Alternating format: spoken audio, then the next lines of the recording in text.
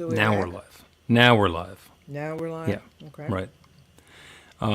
So for those of you who are watching on the live stream on YouTube or Facebook, we we started the show right on time, like a minute late today, except the broadcast hadn't started. So we were chit-chatting about our technical difficulties, and then I realized that we had one more that had not been addressed, which is turning on the broadcast.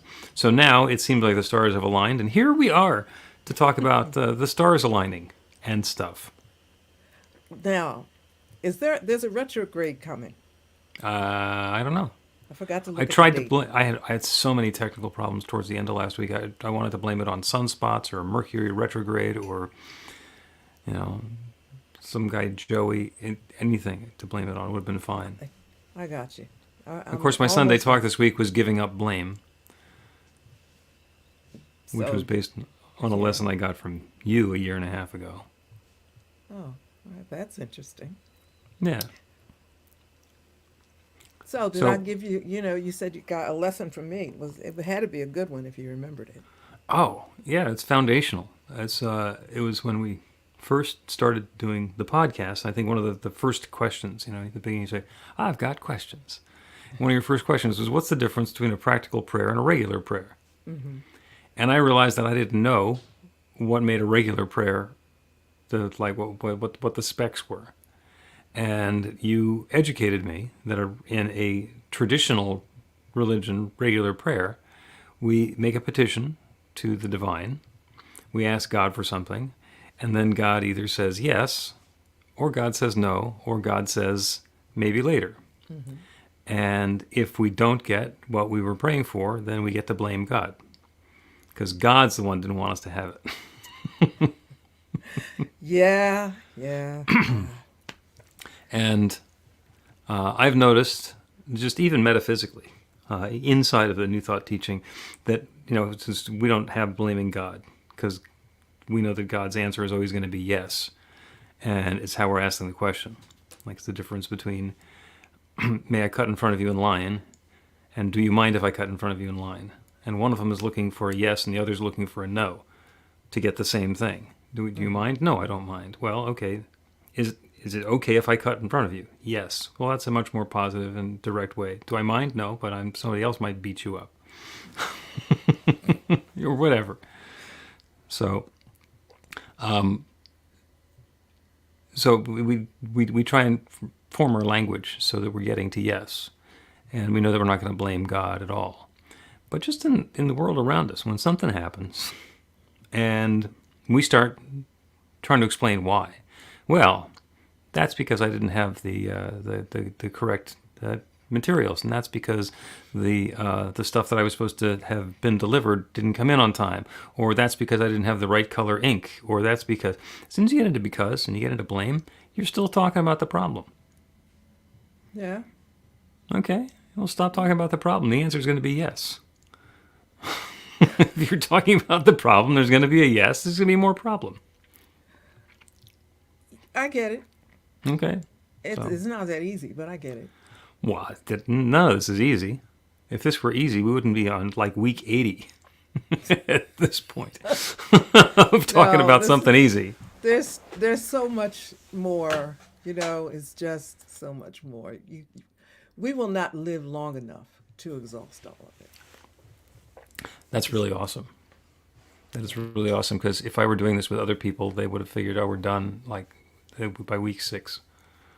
No, And you keep on peeling off the layers of the onion. And of course, there's more onion underneath, but it seems like it's new onion. it's huge. It Really, is. it is. It's huge. Yep. So this is the pre-show, the Practical Prayer Podcast preamble, which we're doing on social media live on Monday afternoon, and also folks who like to watch the YouTube or the Facebook back later. There's a growing audience of folks who enjoy doing that. But we're actually recording the Practical Prayer Podcast, which is going to be going out into the podcast world in a week or two.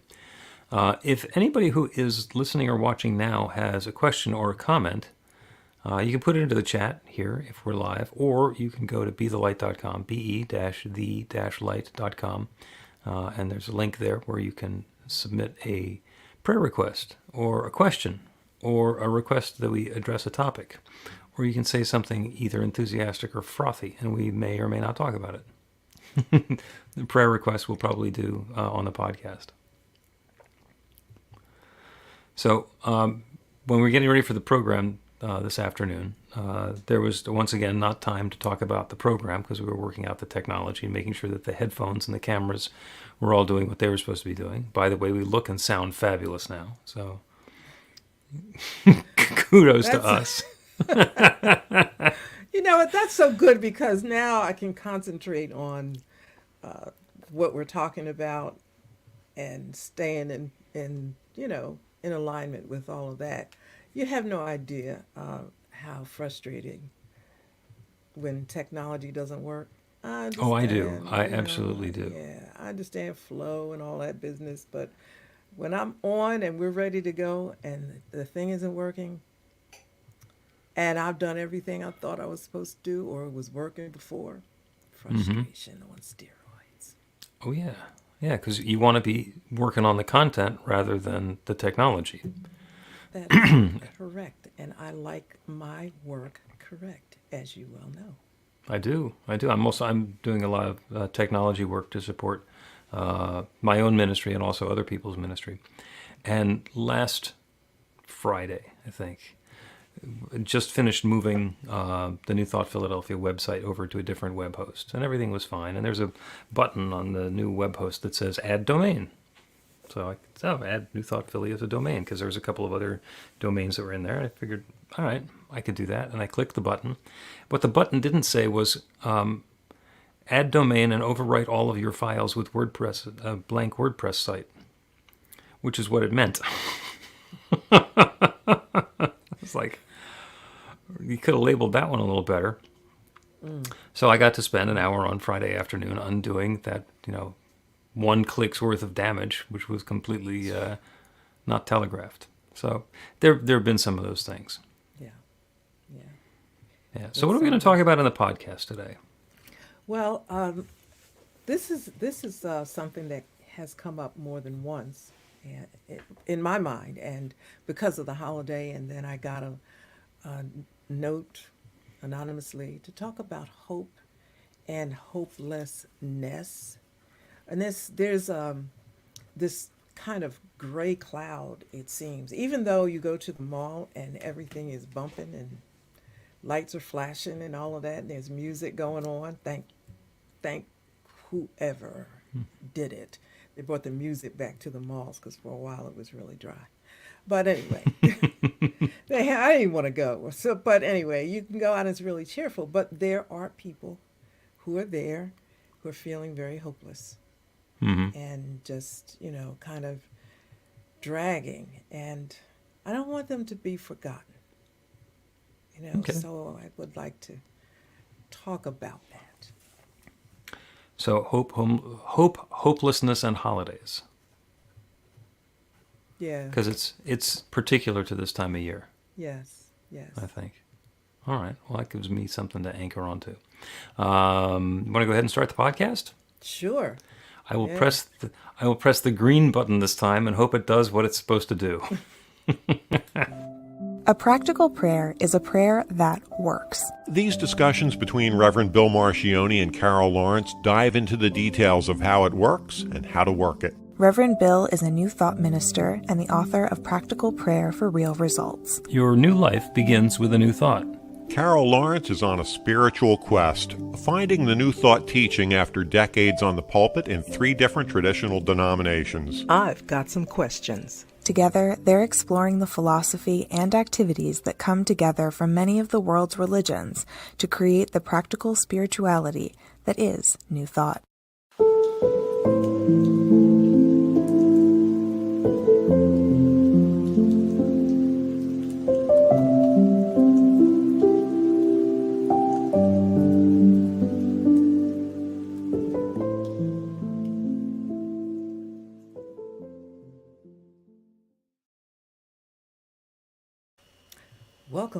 Welcome to the Practical Prayer Podcast. I'm Carol, here with Reverend Dr. Bill Marchiony. And We're going to have a great conversation, as usual. We are indeed, and it's getting to be holiday time, and that was what keyed up the conversation that we're going to be having today, which is hope and hopelessness for the holidays. And there was you had a mall experience that kind of queued that up for you. You want to talk about that for a second? Yeah, I was out, and I noticed that there was music playing in the mall, and for several years, I guess because of political correctness and all of that business, there was no music, and going out to the stores was just dry. So it doesn't take much for me not to go. So not at all. And so I happened to be out, and I noticed the music, and it just brought about a really different feeling. But I also looked around, and I could see or feel that everybody wasn't feeling that. They were there, but they weren't feeling it. And let me give you a really quick little example. I was in the hospital with my mom about a month ago at that time, and I went to the cafeteria, and we were there days and days around the clock. So I was just trying to get away, and I got into a corner as far as I could get away from everybody, and it had that, plexiglass shield on all the tables. And for some reason, it felt so isolated, and I needed that. But I looked out there at a full cafeteria, and just a few people had on scrubs. So I said, okay, the people in here that have on scrubs are working, obviously. But everybody else is here, and they are not happy. Because, this is a cafeteria. You don't come from down the street to get food at the hospital cafeteria. Everybody's in here because they're either sick or with somebody sick. And I started to really feel, okay, you're not the only one going through stuff, but the heaviness in the room. And, I just felt a sense of connection or whatever. So at the mall, when I was walking through, and I could hear the music, and it really was nice. Also, I felt the same thing looking at some people.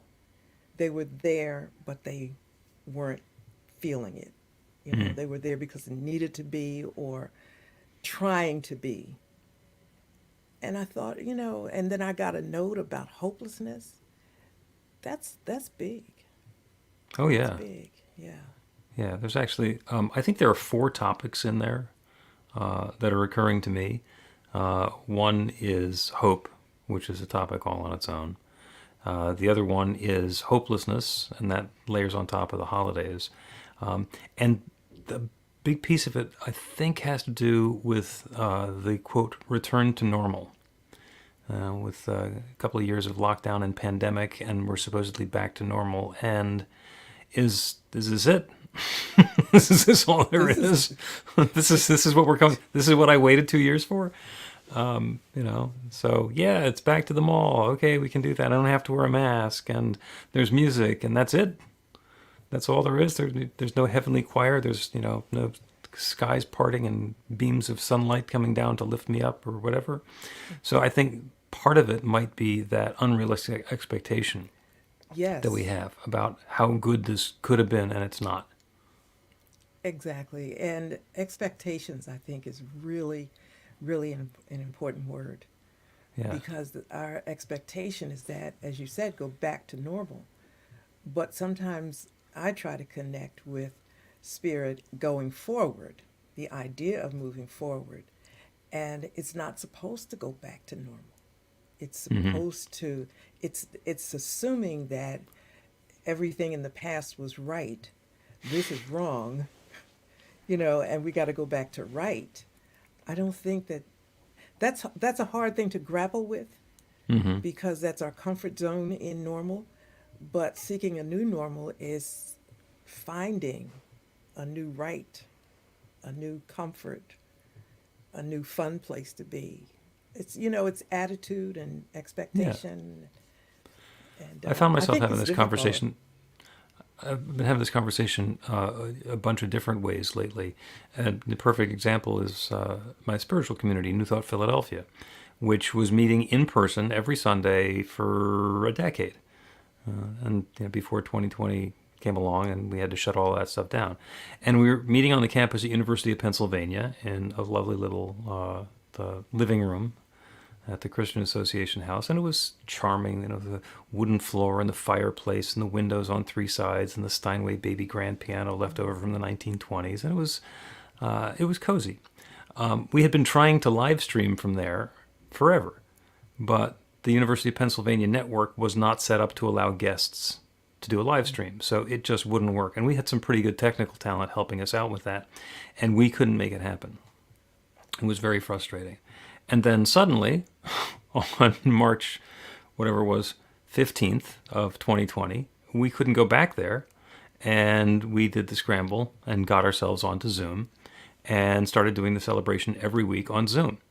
And we did that because for a year or two, that's what we had to do. And the University of Pennsylvania still wasn't going to let us back into their building because they were much more focused on having students be able to use the facilities, which was fine. And along the way, the community has grown well beyond the folks who were able to make it into West Philly on a Sunday morning. So we did a new member Sunday yesterday, and we welcomed in a member who is in Durham, North Carolina, who used to live in Philly, and another one who's in New Orleans, who used to live in Philly, and one who actually still lives in Philly, who's been around for a while and just got around to joining, and other people from all over the country. And so we've got this new expanded footprint, this geography where we do the daily meditations, and there's last week I was the only person in the Eastern time zone. All 4 time zones in the United States were covered, and London. And that doesn't happen if you're trying to get everybody to find a parking space in University City. So the rules have changed, and we started going back to having hybrid services as well. So we get together in a theater or in a meeting space, but we also do the meeting on Zoom. That's the new normal. Mm-hmm. When we go back in person, there are people who are at a distance and are disenfranchised because they live in Milwaukee and they're not going to be there in the room with us. For the people who are local, they get to choose. So what is the balance point in that new normal as we're coming back into the next experience they're going to be having? And don't just assume, we can get back in the room together, let's all do that, and forget about all the friends we've made over the course of the last 2-3 years. Mm-hmm. So the new normal is not like the old normal. The new normal is actually new. Yeah, and I think that that helps us adjust our expectations to. It's not simple. Our expectations are that it will be like it was when it was comfortable. That was comfortable. New is not comfortable. So it's a bit difficult to adjust one's expectations to something that's an unknown. Now, some of us don't really care. Some of us have a tolerance for ambiguity. And so if it's different, it's cool. Like, hey, that's me. If it's mm-hmm. different, I'm going with it. And I'm really not interested in going back the way it was, because sometimes you look back and say, that wasn't that great anyway. Let's see what you got. I say, Spirit, okay, let's see what you got. But again, it's that mental adjustment. And you use the word expectation. What do we expect? What is our hope based upon? And if it's hopelessness, that feels like something you want is not working. Mm-hmm. Something's not happening. It's supposed to be like this, or I'd hoped it would be like this, and it's not. And, those who are listening can fill in all the blanks, all the bullet points, but something is not going the way you want it. Right. Well, I want to dive in and unpack that, and I think the way to get to hope is to start with hopelessness and use that as a leverage point. Let's take a break, and when we continue, we will go from hopelessness to hope, and then hopefully beyond. Finally be releasing the Practical Prayer for Real Results on Demand class. It's been years in the making. Well, okay, it's been years in the procrastinating and months in the making, but it is finally live, and it's launched just in time for Cyber Monday, which means that it's on sale. The price is normally $69.95, and basically it's half price for Cyber Monday. What I really want to do is get this work out to people because it is transformational. It's 18 modules and 5 different lessons to help you deepen into your understanding of the techniques of practical prayer and learn how to bring something new and wonderful into life. It is great for beginners. It's also wonderful for people who have been doing this for an awfully long time, including practitioners who understand the language of spiritual mind treatment, but could use the new language of New Thought so that instead of a spiritual mind treatment to manifest a demonstration, we can do a practical prayer to get a result. The information is all online at bethelight.com, and I encourage you to go ahead and take the class yourself or get a gift coupon so that you can give it to somebody else for the holidays. It is a wonderful opportunity. I'm so grateful to be able to share it with you. And just a quick note before we resume the podcast that yes, there was enough procrastination on the program. I procrastinated on turning off the Cyber Monday pricing, so that's still available. Okay. Okay. So welcome back to the Practical Prayer Podcast. I'm Carol, here with Reverend Dr. Bill Marchiony. And, check out the Practical Prayer course. Yes. Right? It is, Yes. It is available now. You can take it anytime you want, which is the really cool part about that. And I was listening to it, right? And I missed the part where you go at your own pace, Right. right? So, and you can keep repeating. Yes, you can. Yes. It does not expire. Because when I took it forever ago, I took it forever ago twice, Mm-hmm. and I have the recording that I was able to, and I got to keep repeating. So that's a good thing to say or note that it's not like once either you get it once and that's it. You Right. keep going back. Yeah, there's two pieces of that. There are the parts where you need to go back so that you can approach it freshly and learn something a little bit more deeply or get the nuance out of it. And then there are the parts that are fun that you just get to go back and do again. And all of that stuff is available in the on-demand class. You can just you can play them back at your leisure and convenience. So we were talking about holidays, hopelessness, and hope. Mm-hmm. So I wanted to talk about the trajectory, because in all of that, the hopelessness is the one that we can really feel. Mm-hmm. So, and it's that desolate feeling of forlornness. It's like whatever the situation is, it could be better, it should be better, I want it to be better, and it's not, and I just don't have any optimism that it could possibly get any better. Mm-hmm. And that is a very low feeling. So, and it's understandable when that comes along, especially in the holidays. It's this time of people think it's forced cheer. Well, I think the reason that the holiday season is when it is because it coincides with the winter solstice, which is the shortest day of the year, the longest night. It's dark, it's cold, and we're getting the message that it's going to continue being dark and cold. The solstice is actually the celebration. That's when the days stop getting shorter and start getting longer. So that's the turnaround, which is when we know that, we can be optimistic, even though the whole winter is still in front of us. And so many different religious and spiritual traditions have a celebration around the solstice that we can call it whatever our winter holidays. It's Christmas, it's Hanukkah, it's whatever our festival of lights happen to be. And that is a way of institutionally reminding ourselves that there's something to look forward to try and relieve that feeling of hopelessness. Yes, it's Christmas lights and the decorations at the mall and people being forced into jolly and happy sometimes feels a little bit forced. But the idea is to set up that framework to remind us that those sorts of things are possible. Mm-hmm. So there's the possibility that the opposite of hopelessness is hope. And I don't think it is. Because hope is wanting things to be different, yearning for things to be different, and not necessarily believing that things can be different. When we're hoping for something, we don't necessarily buy into it. It's like, well, would you like to get a new car? Well, I hope so. Mm-hmm. It's like, and what we're doing is we're keeping our good at arm's length. So if we're feeling hopeless, instead of feeling hopeful, what we really want to do is feel optimistic. We want to feel enthusiastic. We want to believe that whatever that new feeling is that we are seeking is on its way. How do you want to feel? Hopeful? No, I want to feel joyous.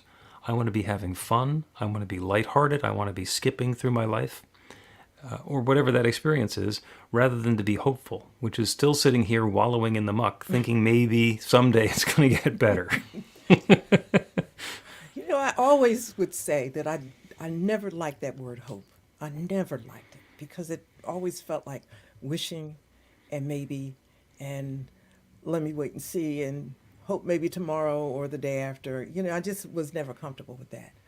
Right. But here's the thing about hopelessness, and everybody's been there. I've been there, and it's like we were talking about earlier about so much of new thought to know.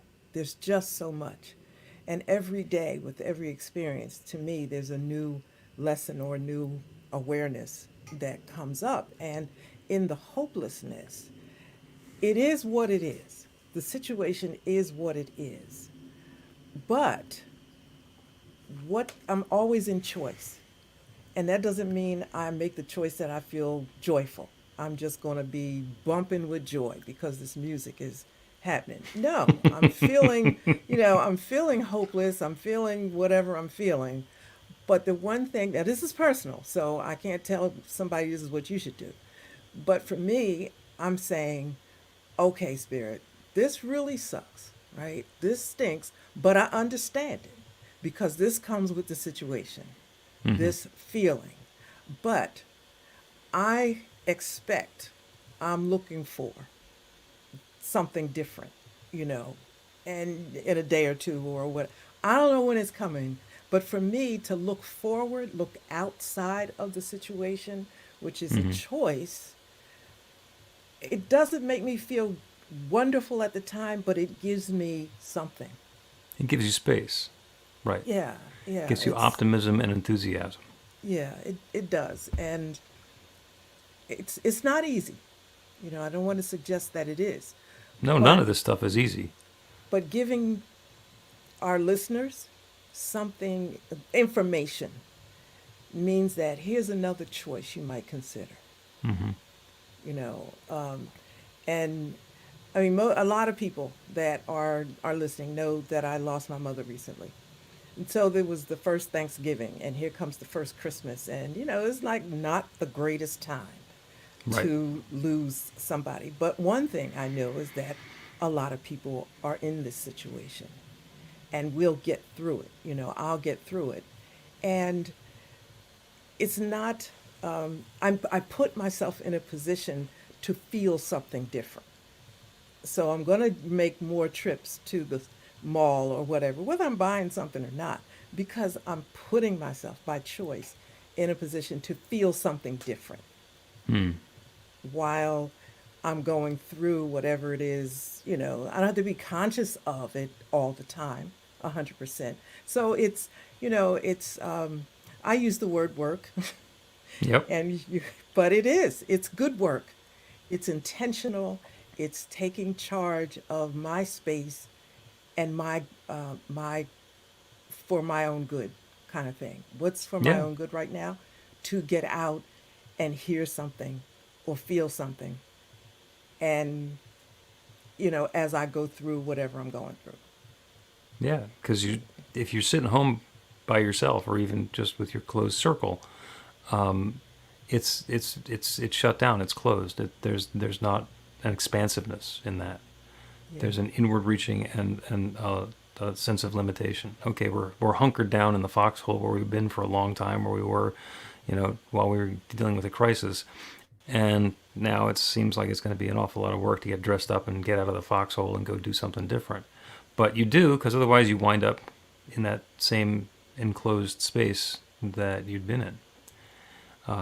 You call it work. I like to describe it as transformation, and also using the 3-act dramatic structure, where when the stuff that's happening to us that we don't like is in the second act, We've met all the characters in the first act and kind of got all the expository stuff, and the relationships are set up, and now the bad stuff is happening that's threatening our existence or our success or our joy or our future. And in order to get to the third act, we have to go through the second act. The resolution of all those challenges in the second act is what unfolds in the third act, and that's where the transformation happens. The work that you're talking about is what goes on between the second and third act, so that we can have a happily ever after at the end of it. And whichever way we're looking at it, there is that delta, that change happening, and we have the opportunity to engage with that in dread, or we can engage in that with enthusiasm. So when we are eager to get to a new experience, but we don't necessarily think it's going to happen, that combination of eagerness and doubt, that's hope. That's hope. I've got my good, I know what my good is, and it's at arm's length. It may not come in. It's kind of like doing one of those prayers to a God who may decide that you don't deserve it. The answer might be yes, the answer might be no, the answer might be later, and you don't have any idea. And so you just got to hope. And we're giving up our power when we do that.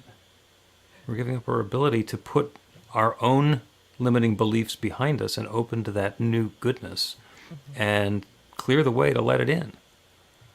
And does that mean it's going to be a happy trip to the mall every time? No. But go.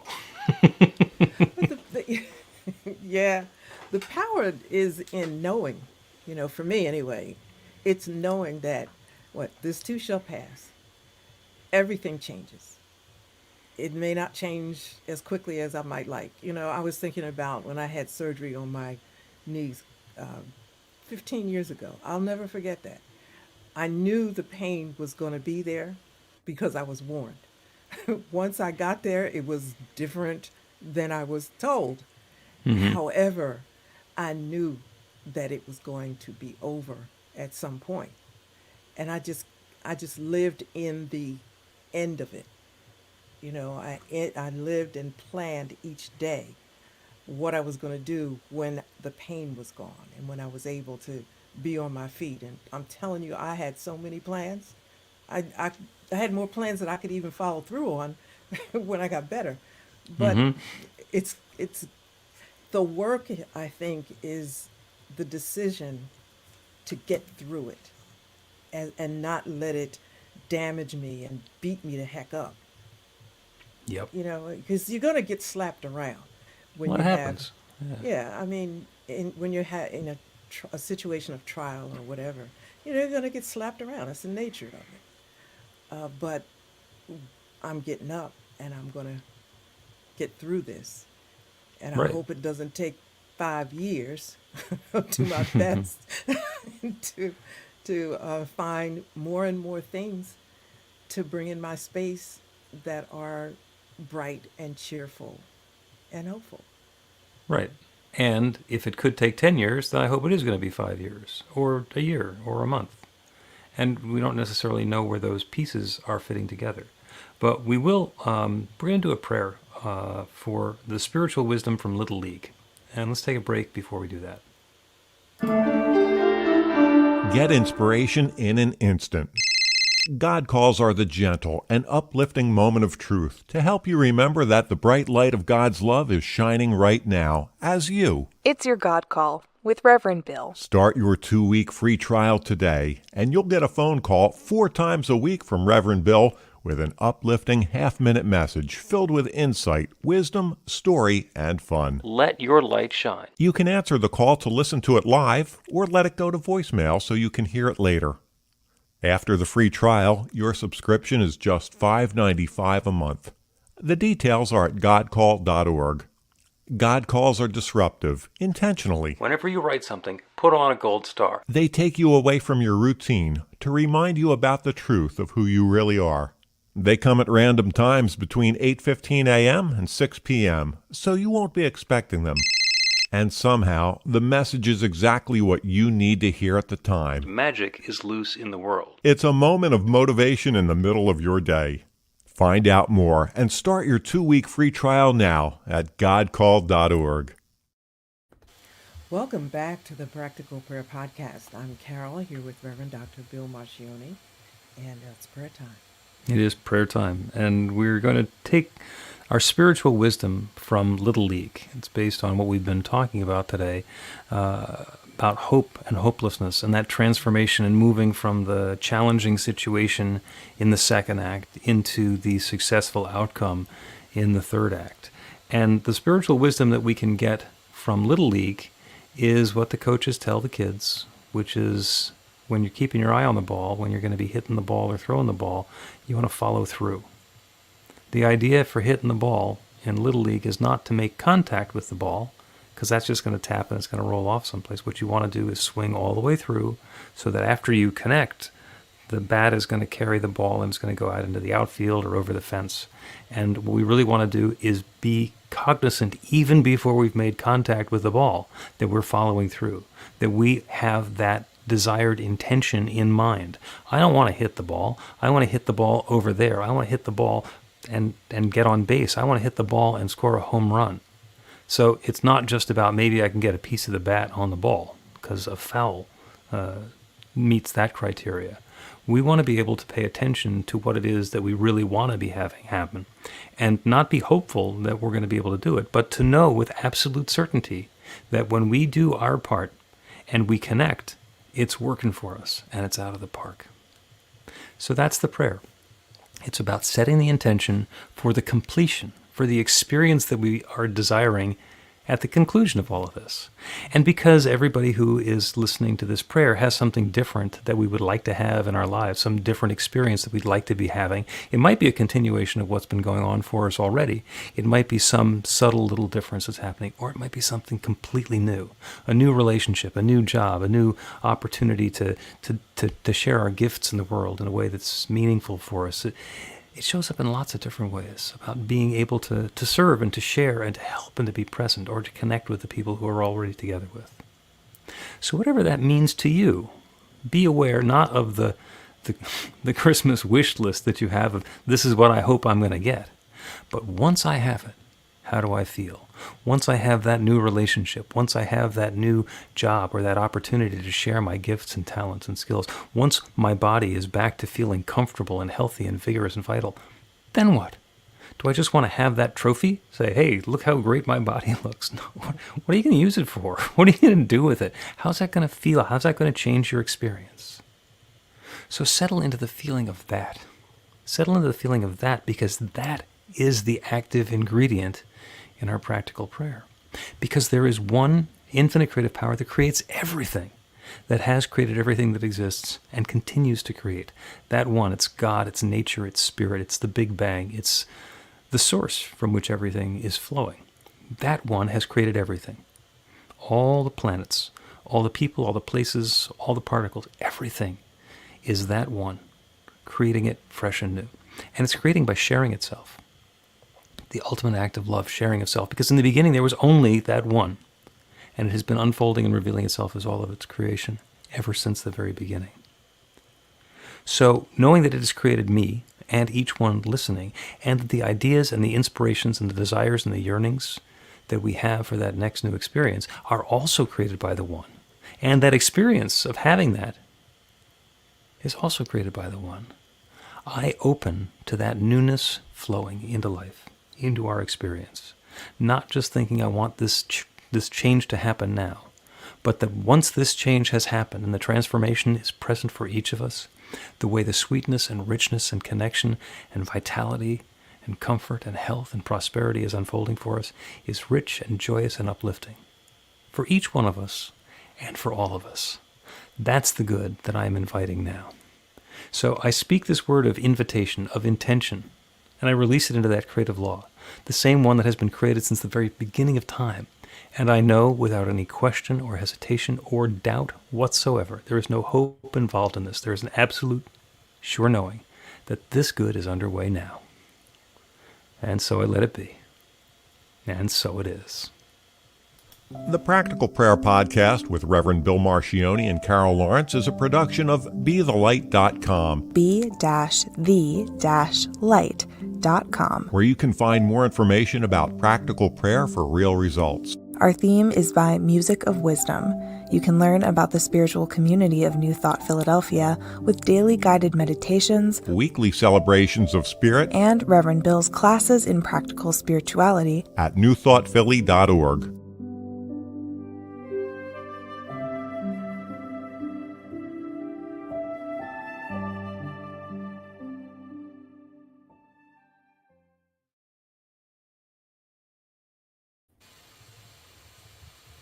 That was big. I thought so. I thought it was. I thought it was quite. I thought it was quite good. Hopefully, it. Hopefully. answered a lot of No. questions. Right. I see what you did there. Yeah, I did.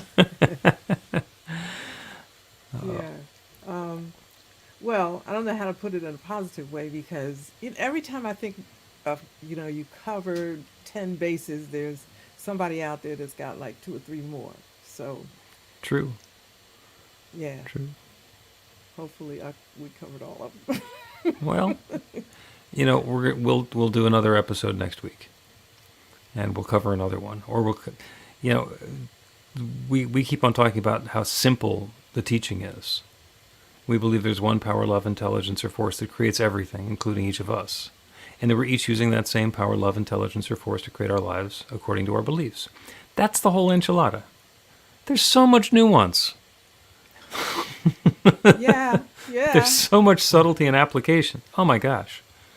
Yeah. I call them bullet points, right? I just like endless bullet points. Okay, so let's consider this, then that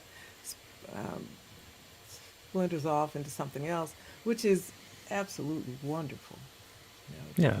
Yeah, I love it. And none of it conflicts with that one underlying core belief that there is one. And anytime we get into a wrong-headed idea, we can trace it down to believing that there's more than one, whether it's 2 or dozens or an infinite variety. Well, I think it's pretty good news that there's only one. Yeah. I really do because I could never figure this thing out, and this is a little different than on the subject we talked about, but I can never figure out this second power. Like how does this second power fit in to omnipotence? Mm-hmm. I always felt like you're speaking with a forked tongue, or at least speaking not confidently. Either the big guy, no gender, whatever thing, but the big guy is the big guy or not. Mm-hmm. So, yes, there are other powers that be, but I don't see, and when I say other powers, I'm not saying entities. Right. Speaking more of attitudes and things like that. But, I mean, if God is God, God is like that definition, God, I'd be worried about anything else. Well, Even if there was something else that existed, it's just... Well, you are preaching to the choir now. Yeah, but somebody out there probably needs to think about it. Yeah. Well, we were talking about this a little earlier, is the whole thing about blame. The devil, or Satan, is wonderful, because when something goes wrong, we can blame it, him, that. It gives us a really easy scapegoat. And if you've got multiple people who are willing to buy into the same idea, then you can use the shorthand. Devil made me do it. Oh, okay, well, all bets are off. You're not responsible for yourself anymore because that was Satan. Yeah. Or whatever that force is. Yeah. If we believe that there is one, and that one is the infinite creative power that created everything, started with itself and shared itself as all of its creation, then if there is a devil, if there is another power, it had to have come from the one power. And there's not a fight between them because it's part of the one creation. And that's like kind of deep, right? That's really deep. I'm simple. Yeah. There's God. Okay? There's God. There's God. There cannot be any other creative force that is in competition with God. Simple. Can't Now, if you got something else, you made it up.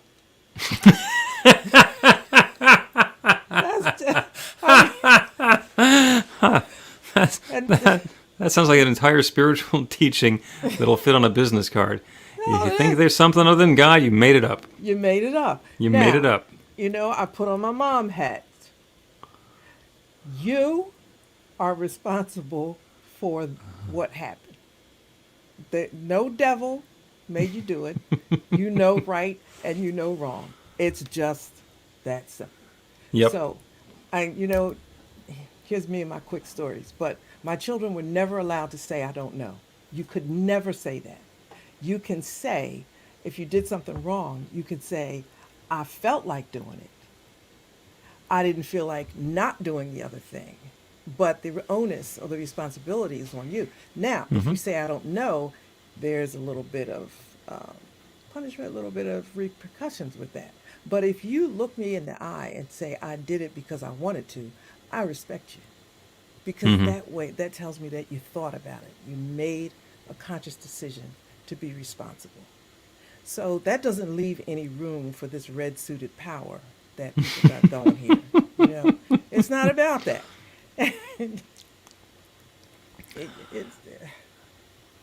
I got a good story, but I'll say that for another time.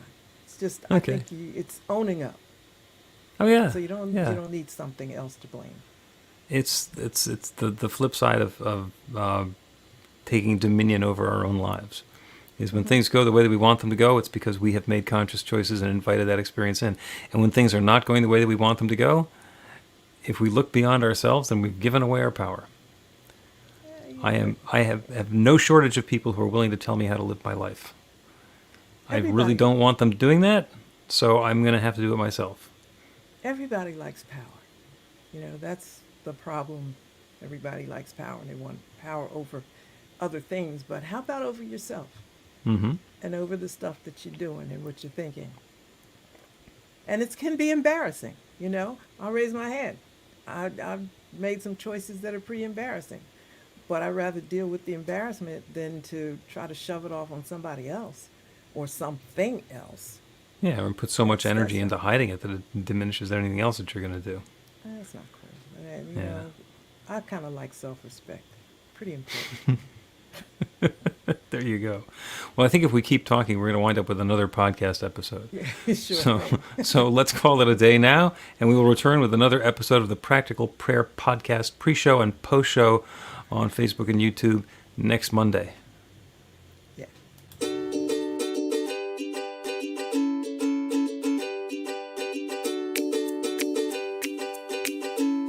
Thank you, Center for Spiritual Living Denver, for your continued support.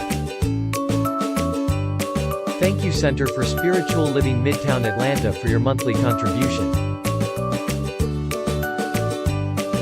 Thank you, Center for Spiritual Living North Jersey, for your monthly contribution. And please help us welcome Om Center for Spiritual Living in La Mesa, California. Thank you for your monthly donation. Thank you, Center for Spiritual Living Seattle, for your most generous donation. And a special thanks to Hefferlin Foundation for your generous technology grant.